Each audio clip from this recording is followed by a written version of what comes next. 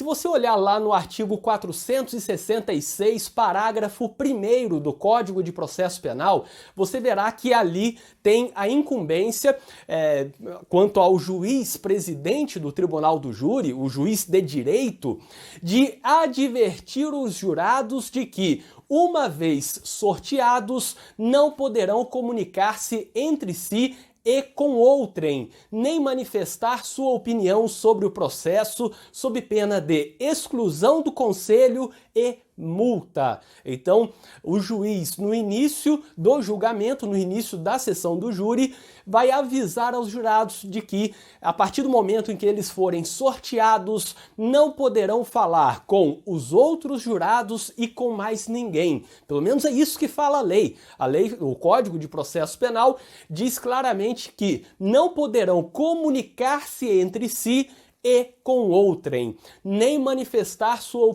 opinião sobre o processo. São duas partes, então se você olhar a parte final isoladamente, significa que a parte inicial também deve ser vista de forma isolada.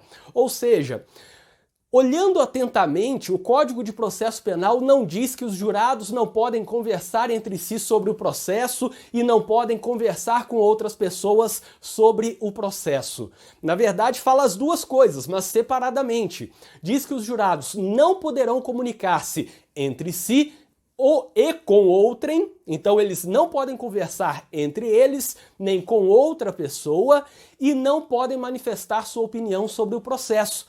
Não é uma proibição apenas de manifestar sua opinião sobre o processo com outra pessoa, a outra pessoa ou ao outro jurado.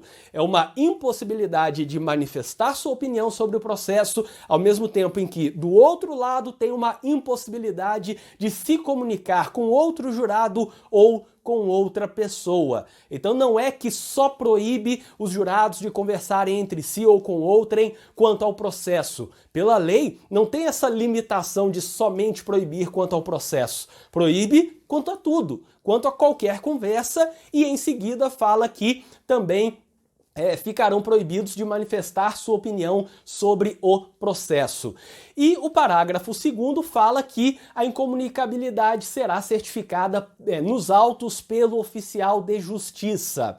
Pois bem, o oficial de justiça vai cuidar para que os jurados não se comuniquem, nem falem com outras pessoas, então que não tenha uma comunicação entre os jurados, nem entre jurado e outra pessoa, e também que eles não manifestem suas opiniões, principalmente durante o julgamento. Eu já vi júri ser anulado porque o jurado começou a balançar a cabeça enquanto uma parte falava positivamente, negativamente, começou a chorar de uma forma muito forte, muito intensa. Tudo isso pode significar, segundo o entendimento jurisprudencial, uma manifestação sobre a opinião, uma manifestação de sua opinião sobre o processo.